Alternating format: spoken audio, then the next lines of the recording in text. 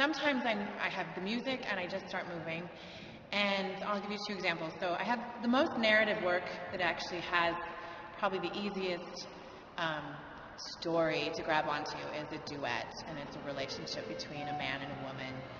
But I didn't say, okay, I want to make a duet about a man and a woman.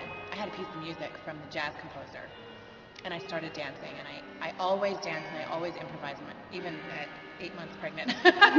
And thankfully I started improvising for this piece back in November. But I always start improvising and I videotape, and then I go back and I comb through it and I see phrases of movement, like sentences or paragraphs, and I use iMovie a lot, and I clip it and put it into my computer and I save it.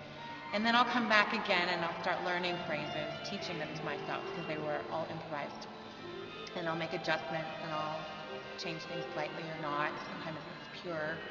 And then I begin to understand the movement, and the movement begins to speak to me about what the piece is about. So it was from the movement that I began to see, okay, I see a woman doing this movement, and suddenly I realized this piece is about a duet between a man and a woman.